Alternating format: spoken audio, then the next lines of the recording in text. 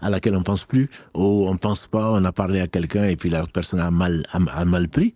Si Allah nous inspire et qu'on a un doute quelqu'un ou qu'on a entendu que la personne s'est plaint ou quoi que ce soit, il faut lui demander pardon. Ça peut être notre enfant, ça peut être notre employé, ça peut être qui que ce soit, même si ce n'est pas, l'intention ne suffit pas. Souvent on est là, non, je voulais bien faire, il a mal pris. S'il a mal pris, c'est qu'il y a un problème. Le prophète sallam a dit que l'honneur d'un croyant, la sacralité plutôt d'un croyant, est plus grande chez Allah plus que la Kaaba. Plus que la Kaaba. Donc il faut faire très attention de ne blesser personne si c'est possible. Un croyant en particulier. Ensuite, si effectivement on a volé, on a triché, ce sont des choses qui sont évidentes, qu'on feint d'oublier peut-être, il faut les réparer.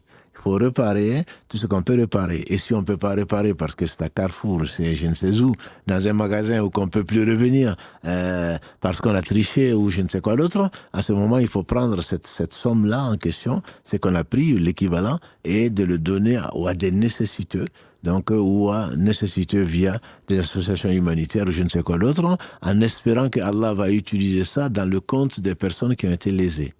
Donc ça, c'est vis-à-vis matériellement, si on se rappelle qu'on a pris ce qui ne nous appartient pas, il faudrait proposer à la personne. Et si on ne la connaît pas, au moins, il faut s'en débarrasser, entre guillemets, ou dépenser l'équivalent. Mais il y a pire. Il y a pire, c'est manger la chair des gens, comme on le fait souvent. Manger la chair des gens en médisance en particulier. Je ne parle même pas de la calomnie. Quand on fait de la calomnie ou autre chose, il faut revenir à chez qui on a calomnié pour dire ce que j'avais dit, c'était un mensonge. Et ils sont très rares ceux qui peuvent le dire, ça. Et si on a médit, on a mangé la chair de son frère ou de sa sœur, fût-elle être son épouse, fût-il être son époux, fût-il être son enfant, si on le sait, la médisance c'est un très grave péché, comme tu le sais. Le prophète sallam a dit, c'est parler, dire de son frère, donc ça peut être son fils, ça peut être son épouse, dire de ton frère en son absence et qu'il n'aimerait pas entendre.